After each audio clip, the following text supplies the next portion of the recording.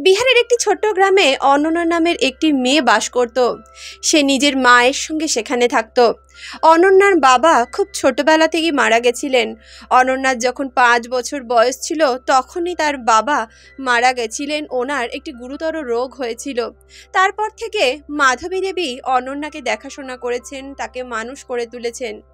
অনন্যা যখন কলেজে পড়তো তখনই মাধবী দেবী ঠিক করলেন যে এবার মেয়ের বিয়ে দিয়ে দেওয়া উচিত, মেয়ের বয়স হয়ে গেছে। এছাড়াও মাধবী দেবীর আর্থিক অবস্থাও খুব একটা ভালো ছিল না। মেয়ের যদি বেশি বয়স হয়ে যায়, পাছে যদি তার বিয়ে না হয় অথবা বিয়ে দিতে যদি তিনি সামর্থ্য না থাকে, তার জন্যেই অনন্যা যখন 2nd ইয়ারে পড়ছিল তখনই একটা ভালো সম্বন্ধ দেখে তিনি অনন্যার বিয়ে ঠিক করে দিলেন। তবে বিয়ে ঠিক করার সময় উনি নিজের আত্মীয় স্বজনকে বলেছিলেন, যারা ওনার আশেপাশে ছিল, রিলেটিভ ছিল, তাদেরকে বলেছিলেন যে দেখো, আমি আমার মেয়েটার বিয়ে দিতে চাই, তোমরা যদি আমাকে সাহায্য করো তবে আমি এই কাজে এগোতে পারি। কারণ দেখো, আমার তো আর অত ক্ষমতা নেই। তুমি জানো যে আমার স্বামী নেই, ওর বাবা অনেক দিন আগেই মারা গেছেন। লোকের বাড়ি কাজ করে খুব কষ্ট করে আমি মেয়েটাকে পড়াশোনা শিখিয়ে মানুষ করেছি। এখন বিয়ে ভালো সম্বন্ধ এসছে, তাই ভাবলাম যদি তোমরা সবাই মিলে সাহায্য করো তাহলে আমার মেয়েটার বিয়েটা হয়ে যায়। তার আত্মীয় স্বজন যারা ছিল তারা সকলে বলেছিল, হ্যাঁ হ্যাঁ, কোনো চিন্তা নেই, আমাদের মতো আমরা তোমাকে সাহায্য করব, বিয়েটা ঠিক উতরে যাবে। আত্মীয় স্বজনদের ভরসায় মাধবী দেবী অনন্যার বিয়ে একটি ভালো পরিবারে ঠিক করলেন। ছেলেটি সরকারি চাকরি করত এবং ছেলেটির নাম ছিল শিবম। শিবমের বয়স ছিল 25 বছর আর অনন্যার বয়স ছিল 20 বছর। তাদের দুজনের মধ্যে 5 বছরের ডিফারেন্স ছিল। শিবম যখন অনন্যাকে প্রথম দেখলো তখন তার এক দেখাতেই অনন্যাকে দেখে ভালো লেগে গেল, কারণ অনন্যাকে দেখতে খুব সুন্দরী ছিল। অনন্যারও শিবমকে দেখে খুব ভালো লেগে গেছিল। শিবমকেও দেখতে খুব সুন্দর ছিল, সে সরকারি চাকরি করত, লম্বা চওড়া ছিল, তাই অনন্যারও শিবমকে দেখে প্রথম দেখাতেই ভালো লেগে গেছিল। তাদের বিয়ের দিন ধার্য করা হলো, কিন্তু বিয়ের 4-5 দিন আগে পর্যন্ত অনন্যার মাকে তার আত্মীয় স্বজনরা একটা টাকাও হেল্প করেনি। অনন্যার মা যখন বিয়ের দিন কাছে চলে আসছিল তখন সবার কাছে গেছিল, সবার বাড়িতে গিয়ে বলেছিল, দেখো তোমরা সাহায্য করবে বলেছিলে বলেই আমি এই বিয়ের ডিসিশনটা নিতে পেরেছি, তাই তোমাদের যার যার যতটুকু দেওয়ার ক্ষমতা তোমরা আমাকে দিয়ে সাহায্য করো, আমি মেয়ের বিয়ের যোগাযোগ শুরু করব। কিন্তু সেই মুহূর্তেই তার সমস্ত আত্মীয় স্বজনরা নিজের হাত সেখান থেকে সরিয়ে নিয়েছিল। তারা বলেছিল, দেখো এখন আমাদের কাছে টাকা পয়সা নেই, আমরা কোথা থেকে এখন হঠাৎ করে টাকা জোগাড় করে দেব, তুমি এক কাজ করো, তুমি কারো কাছ থেকে টাকা ধার নিয়ে বিয়েটা করো, তারপরে আমরা না হয় তোমাকে টাকা দেব, তুমি সেই ধার শোধ করে দেবে। সমস্ত আত্মীয়রাই এই একই কথা মাধবী দেবীকে বলে চলেছিলেন। এখন মাধবী দেবী কি বা করতে পারতেন? যাদের ভরসায় তিনি মেয়ের বিয়ের সম্বন্ধ ঠিক করেছিলেন, এখন বিয়ে কাছাকাছি চলে এসছে আর কয়েকদিন পর বিয়ে, কিন্তু কেউই কোনো সাহায্য করতে চাইছে না। ওনার যেন মাথায় আকাশ ভেঙে পড়েছিল। শুধুমাত্র একজন আত্মীয়ই 30,000 টাকা দিয়ে ওনাকে সাহায্য করেছিল। তবে বিয়েতে কি 30,000 টাকা দিয়ে একটা বিয়ে হয়? একটা বিয়েতে তো প্রায় 2 থেকে 3 লাখ টাকা খরচা হয়। যদি মিনিমাম করেও বিয়ে করানো যায় তাও 3 থেকে 3.5 লাখ টাকা তো খরচা হয়েই যায়। সেক্ষেত্রে মাত্র 30,000 টাকা দিয়ে তো একটা বিয়ে করানো সম্ভব নয়। তাই মাধবী দেবী খুবই দুশ্চিন্তায় পড়ে গেলেন। মাধবী দেবী ভাবতে লাগলেন, এখন আমি কি করব, এখন আমার মেয়েটার সঙ্গে কি হবে। তখনই অনন্যা এমন একটি সিদ্ধান্ত নিয়েছিল যেই সিদ্ধান্ত একটা মেয়ে কখনো নিতে পারে না। কোনো মেয়ে কোনো দিনও এমন কাজ করতে পারবে না।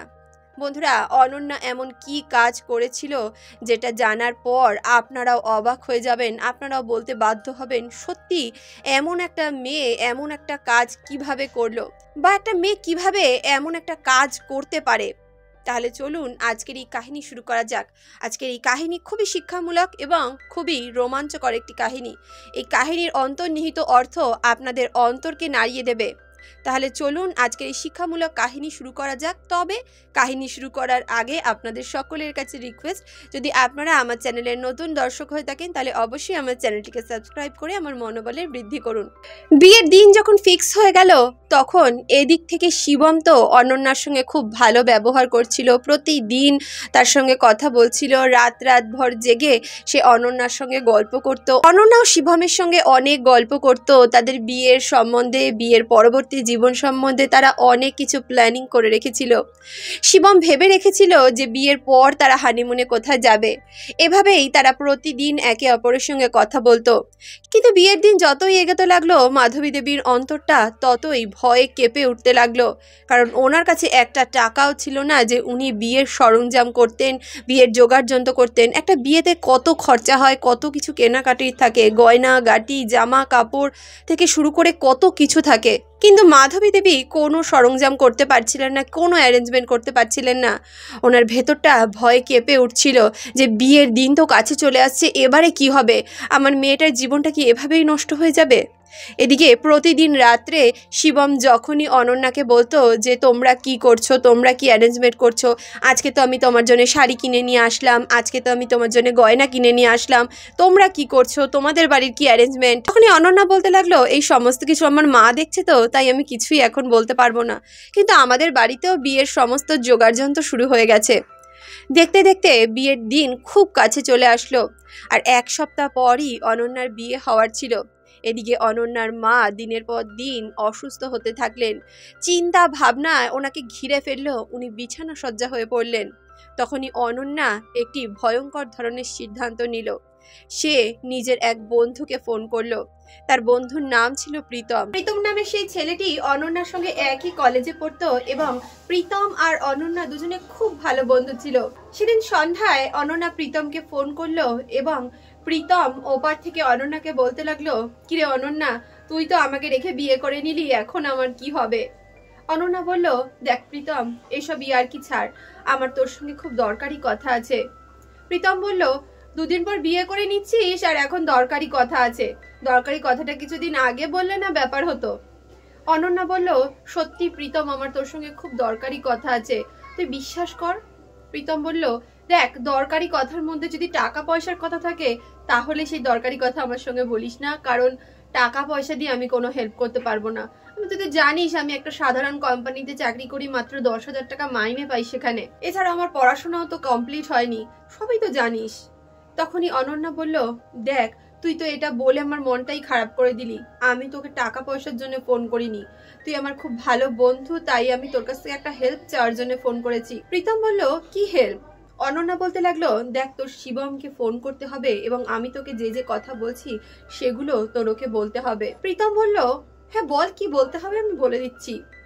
অনন্যা বলল, তুই শিবমকে ফোন করে বলবি যে তোর সঙ্গে আমার একটি ভালোবাসার সম্পর্ক রয়েছে, আমি তোর গার্লফ্রেন্ড। যখন প্রীতম একথা শুনলো তখন সে হতবাক হয়ে গেল।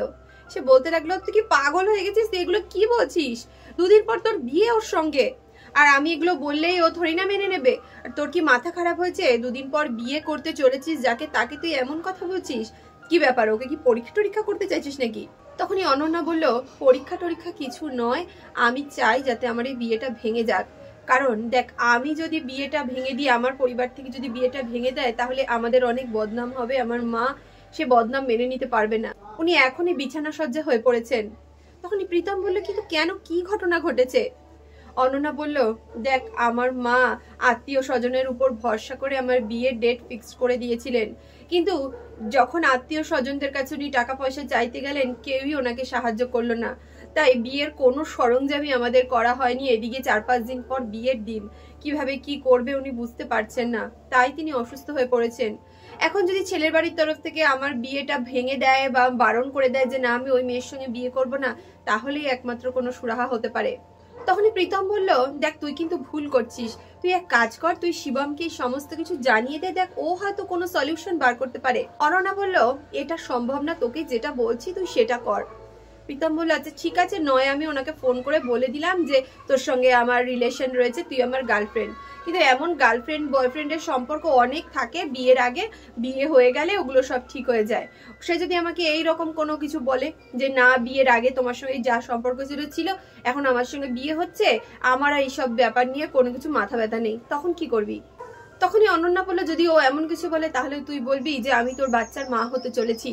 তুই যদি এমনটা বলিস তাহলে দেখবি ও আমার সঙ্গে বিয়ে করবে না। প্রীতম যখন অনন্যার মুখে একথা শুনলো সে হতবাক হয়ে গেল। সে বলতে লাগলো, তোর কি মাথা খারাপ হচ্ছে? তুই কি পাগলের মতো কথাবার্তা বলছিস? এগুলো আমি করতে পারবো না। তুই এক কাজ কর, আমি ভালো কথা বলি, তুই শিবমকে সমস্ত কিছু জানা। আমার মনে হয় ও যদি ভালো ছেলে হয় ও মেনে নেবে। তখনই অনন্যা বলল, দেখ আমি ওকে কিছুই জানাতে পারবো না, আমি তোকে যেটা বলছি তুই সেটা কর। তুই যদি আমাকে নিজের ভালো বন্ধু মনে করিস তাহলে তুই এটা কর। কারণ ওরা যদি সেদিন বিয়ে করতে চলে আসে আর আমাদের বাড়িতে কোনো অ্যারেঞ্জমেন্টই না থাকে, তখন কিন্তু আমার মা সেখানেই মারা যাবেন। উনি এই অপমান সহ্য করতে পারবে না। তখনই প্রীতম বলল, তুই তোর মার জন্য এত বড় একটা অপবাদ নিজের ঘাড়ে নিতে চলেছিস? তুই এটা কি করছিস? অনন্যা বলতে লাগলো, প্রীতম তুই আমার ভালো বন্ধু, তুই আমার কথা শোন, আমি যেটা বলছি তুই সেটা কর। প্রীতম তখন অনন্যাকে বলল, আচ্ছা ঠিক আছে, আমি চেষ্টা করব। এমনটা বলে প্রীতম ফোন কেটে দিল। সেদিন রাত্রে প্রীতম শিবমকে ফোন করে বলল, তুমি যে মেয়েটাকে বিয়ে করতে চলেছো দুদিন পর, যার সঙ্গে তোমার বিয়ে হতে চলেছে, সে আমার গার্লফ্রেন্ড। কলেজ লাইফ থেকে আমরা একে অপরকে খুব ভালোবাসি। শিবম বলল, উল্টো পাল্টা কথা বললে তোমার মুখটাই আমি মেরে ফাটিয়ে দেবো। কোথা থেকে ফোন করছো আমাকে আগে সেটা বলো। ওরকম অনেক বয়ফ্রেন্ড আমার দেখা আছে। তুমি যদি ওর বয়ফ্রেন্ড হতে তাহলে ও আমাকে অবশ্যই এটা জানাতো। এতদিন ধরে আমি ওর সঙ্গে কথা বলছি, আমাদের মধ্যে অনেক ভালো সম্পর্কও রয়েছে। যদি এমন কোনো ঘটনা ওর জীবনে থাকতো আমাকে অবশ্যই জানাতো। আর এছাড়াও তুমি যদি ওর বয়ফ্রেন্ড হয়েও বা থাকো, বিয়ের আগে ও কি করেছে না করেছে তা দেখে আমার কোনো লাভ নেই। এখন ওর সঙ্গে আমার বিয়ে হচ্ছে, আমি ওকে সুখে রাখবো আর ও আমাকে সুখে রাখবে, আমি এটা জানি। যখন প্রীতম দেখলো যে শিবম তার কথায় কোনো পাত্তা দিচ্ছে না, উল্টো তাকে ধমক দিচ্ছে, তার সঙ্গে খারাপ ব্যবহার করছে, তখন প্রীতম বলল যে দেখো তুমি এমনটা বলছো তো, তুমি জানো কিছুদিন আগে ও নিজের অবসানও করিয়েছে। এ কথা শোনার পর শিবম প্রচন্ড রেগে গেল। সে বলতে লাগলো, তোকে যদি আমি চোখের সামনে দেখতে পাই তোকে আমি মেরেই ফেলবো। তুই কার সম্বন্ধে কি বলছিস আমি জানি। তখনই শিবম প্রীতমের কথা শুনে প্রচন্ড রেগে গেল। সে বলতে লাগলো, তোকে যদি একবার আমি আমার কাছে পাই তোকে আমি মেরেই ফেলবো। তুই জানিস কার সম্বন্ধে কি বলছিস? ও খুব ভালো মেয়ে, আমি অনন্যাকে খুব ভালো মতো চিনি। আর দেখ, ও যদি জীবনে এমন কোনো ঘটনা ঘটাতো তাহলে ও আমাকে অবশ্যই বলে দিত। প্রথম দেখাতেই ও আমাকে এই সমস্ত কিছু বলে দিত। ও যখন আমাকে কিছু বলেনি, এত দিন হয়ে গেছে আমরা একে অপরের সঙ্গে কথা বলছি, ও কোনোদিনও আমাকে এই সমস্ত কিছু জানায়নি। তার মানে ও তোর সঙ্গে সংসার করতে চায় না এবং তোর জীবন থেকে ও বেরিয়ে যেতে চায়। তাই আগে ওর যদি এমন কোনো ঘটনা ঘটেও থাকে আমার এতে কোনো আপত্তি নেই, আমি ওকে বিয়ে করতে চাই, কারণ আমি ওকে ভালোবাসি। প্রীতম যখন দেখলো যে শিবম এমন ধরনের কথা বলছে সে অবাক হয়ে গেল। প্রীতম বলতে লাগলো, ও আমার বাচ্চার মা হতে চলেছিল এটা জানার পরও তুমি ওকে বিয়ে করতে চাও? শিবম বলতে লাগলো, ও কি হতে চলেছিল বা কি হয়েছে সেটা আমার জানার দরকার নেই। বিয়ের পরও আমার সঙ্গে কেমন ভাবে থাকবে আমি সেই জিনিসটা দেখবো। আমি দেখবো যে ও আমাকে ভালোবাসে কিনা, ও আমার সঙ্গে ভালো ব্যবহার করছে কিনা। আর এত দিনে ও আমার সঙ্গে কোনো খারাপ ব্যবহার করেনি, ওর মতো একটা ভালো মনের মেয়ে আমি দেখিনি। তাই তুই যেটা আমাকে বলছিস সেটা আমি বিশ্বাস করতে পারবো না। এমন অনেক মানুষ আছে যারা মানুষের সম্পর্ক ভাঙার জন্য অনেক রকম অনেক কথা বলে, তুইও তাদের মধ্যে একজন। বেশি যদি কথা বলিস তাহলে পুলিশে তোর নামে কমপ্লেন করে দেবো। প্রীতম তখন ফোন রেখে দিল আর অরণ্যাকে ফোন করে সমস্ত ঘটনা বলল। সে বলতে লাগলো, দেখ ছেলেটা খুব ভালো, এত কিছু জানার পরও তোর সঙ্গে বিয়ে করতে চায়। অনন্যা বলতে লাগলো, দেখ প্রীতম, যেভাবে হোক তুই আমার বিয়েটা ভেঙে দে, কারণ আমার মার কাছে একটা টাকা নেই যে সে এই বিয়ের অ্যারেঞ্জমেন্ট করবে। শুধু শুধু বিয়ের দিন আমার মা খুব অপমানিত হবে, তার থেকে ভালো হবে ওরা এখনই বিয়ে ভেঙে দিক। এমনটা বলার পর প্রীতম বলল, তাহলে আমার শিবমের বাবা মার সঙ্গে কথা বলতে হবে। প্রীতম শিবমের বাবার ফোন নাম্বার নিল এবং তার বাবাকে সমস্ত কিছু জানিয়ে দিল। শিবমের বাবা যখন জানলো যে এই মেয়ের সঙ্গে তিনি তার ছেলের বিয়ে দিতে যাচ্ছিলেন, সেই মেয়ের এমন একটা ঘটনা আছে, তখন তিনি প্রচন্ড রেগে গেলেন। মাধবী দেবীকে ফোন করলেন এবং সমস্ত বৃত্তান্ত জানালেন। পরদিন সকালে শিবমের বাবা মা আর শিবম মাধবী দেবীর কাছে গেলেন এবং মাধবী দেবীকে সমস্ত ঘটনা বলতে লাগলেন। তিনি বলতে লাগলেন, আপনার মেয়েকে আমার বাড়ির বউ আমি করতে পারবো না, এমন এমন ব্যাপার, আপনার মেয়ের সম্বন্ধে আমরা এমন এমন ঘটনা শুনেছি, তাই এমন মেয়েকে আমরা বাড়ির বউ করতে পারবো না। এমনটা বলে তারা বিয়ে ভেঙে দিয়ে চলে গেল। বিয়েতে মাত্র 2 দিন বাকি ছিল। এদিকে শিবম যখন দেখলো যে তার সঙ্গে অনন্যার বিয়ে আর হচ্ছে না, তার বাবা মা এই বিয়ে ভেঙে ফেলেছে, তখন শিবম প্রীতমের নামে পুলিশে কমপ্লেন করলো। সে বলতে লাগলো এমন একটা ছেলে অমুক নাম্বার দিয়ে ফোন করেছিল এবং আমার বাবাকেও ফোন করে আমার হবু স্ত্রীর নামে এই কথা বলেছে, তার ফলে আমাদের সম্পর্ক ভেঙে গেছে, আমাদের বিয়েটা ভেঙে গেছে। পুলিশ যখন এই বিষয়ে ইনভেস্টিগেশন করলো তখন প্রীতমের নাম্বারটা উঠে আসলো এবং তারা প্রীতমের বাড়িতে গেল। প্রীতম পুলিশকে দেখে সমস্ত ঘটনা সত্যি সত্যি তাদেরকে বলে দিল। সে বলতে লাগলো আমার বন্ধু অনন্যাই আমাকে এমনটা করতে বলেছিল, কারণ ওর বাড়িতে এমন পরিস্থিতি যে ওর মার কাছে বিয়ে দেওয়ার মতো কোনো টাকা পয়সা নেই, তাই ও চেয়েছিল যাতে ছেলের বাড়ির তরফ থেকে এই বিয়েটা ভেঙে দেওয়া হয়। এমনটা ভেবেই ও আমাকে ফোন করে শিবমকে এই সমস্ত কথা বলতে বলেছিল যাতে শিবম বিয়েটা ভেঙে দেয়। এদিকে পুলিশ যখন জানলো যে অনন্যা নিজের থেকে নিজের বিয়ে ভেঙে দিতে চাইছে, এর কারণ হলো ওর মার জীবন, ওর মা যাতে লোকের কাছে অপমানিত না হয়, অথবা ওর মা যে বিয়ের অ্যারেঞ্জমেন্ট করতে পারেনি, এতে বাড়িতে বরযাত্রী আসবে, বিয়ে হবে না, চারদিকে একটা বাজে নাম ছড়াবে, এর থেকে মাকে বাঁচানোর জন্য ও নিজের উপর সমস্ত দোষ নিয়ে নিল, ও নিজেকে খারাপ করার চেষ্টা করলো। তখন পুলিশ শিবমের বাবাকে বলতে লাগলো দেখুন এমন একটা মেয়ে আপনারা কোনোদিনও পাবেন না। এই মেয়েটা নিজের মায়ের জন্য নিজের মান সম্মান পর্যন্ত বিসর্জন দিতে চলেছিল। এমন একটা মেয়েকে গৃহবধূ বানালে আপনাদের বাড়ির উন্নতি ছাড়া অবনতি হবে না। শিবমের বাবা যখন অনন্যার সম্বন্ধে একথা শুনলেন তখন তিনি মাধবী দেবীর কাছে গেলেন। তখন শিবম এবং শিবমের মা আর প্রীতমও তাদের বাড়িতে গেছিল। অনন্যা যখন দেখলো যে সকলে মিলে তাদের বাড়িতে এসেছে তখন অনন্যা তার মাকে সমস্ত কিছু বলে দিল এবং মায়ের কাছে কান্না করতে লাগলো। তার মা বলল তুই আমার জন্য আমার শরীর যাতে খারাপ না হয়, আমার যাতে এত অপমান না হয়, তার জন্য তুই নিজের উপরে এত বড় একটা অপবাদ নিয়ে নিচ্ছিলিস। অনন্যা বলল মা তুমি ছাড়া তো আমার জীবনে আর কেউ নেই, তোমার যদি কিছু হয়ে যেত তাহলে আমার কি হতো, আমি তোমাকে ছাড়া বাঁচতে পারবো না। এটা শোনার পর মাধবী দেবীরও চোখে জল চলে আসলো। তিনি অনন্যাকে জড়িয়ে ধরে হাউ হাউ করে কাঁদতে লাগলেন। শিবম বলল অনন্যা তুমি আমাকে চিনতে ভুল করেছো, এত দিন ধরে আমরা একে অপরের সঙ্গে কথা বলছি, তুমি যদি আমাকে একবার বলতে যে তোমার মা বিয়ের জোগাড়যন্ত্র করতে পারছে না, ওনার কাছে টাকা পয়সা নেই, তাহলে আমরা এমনি মন্দিরে গিয়ে বিয়ে করে নিতাম। তুমি শুধু শুধু এমন একটা কাজ করলে।